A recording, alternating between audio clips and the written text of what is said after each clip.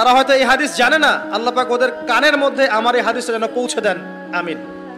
নবী সাল্লাল্লাহু আলাইহি ওয়াসাল্লাম বলেছেন, আমি মেরাজের রাতে যখন গিয়েছি তখন এক শ্রেণীর মানুষকে দেখেছি, ওদেরকে শাস্তি দেয়া হচ্ছে। কি শাস্তি?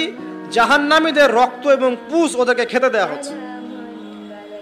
জিবরাইল আলাইহিস সালামকে জিজ্ঞাসা করা হলো যে এরা কারা? তিনি বললেন, এরা আপনার উম্মতের সেই সব ব্যক্তি যারা মাদকদ্রব্য সেবন করত। আল্লাহ রাব্বুল আলামিন তার হাবিবের মাধ্যমে জানিয়েছেন, যখন কোনো মুসলিম মাদক সেবন করে বা কোনো ব্যক্তি মাদক সেবন করে তখন 40 দিন তার নামাজ কবুল হয় না। এরপর যদি সে তওবা করে তাহলে আল্লাহ পাক তার তওবা কবুল করবেন ইনশাআল্লাহ। যদি সে আবারও মাদক খায় তওবা করার পর, আবার 40 দিন তার নামাজ কবুল হবে না। যদি সে আবার তওবা করে আল্লাহ পাক আবার তাকে মাফ করে দিবেন। যদি সে আবারও মাদক খায় আবার 40 দিন তার নামাজ কবুল হবে না। তারপর যদি আবার তওবা করে আবার আল্লাহ তাকে মাফ করে দিবেন।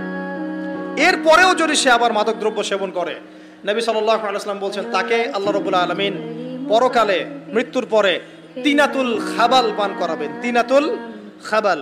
জিজ্ঞাসা করা হল, ইয়া রাসূলুল্লাহ, তিনাতুল খাবাল কি জিনিস? নবী সাল্লাল্লাহু আলাইহি ওয়াসাল্লাম উত্তর দিচ্ছেন, এটা হচ্ছে জাহান্নামীদের রক্ত, মাংস, এগুলো পুড়ে পচে যে রসটা বের হবে, এটা হচ্ছে তিনাতুল খাবাল।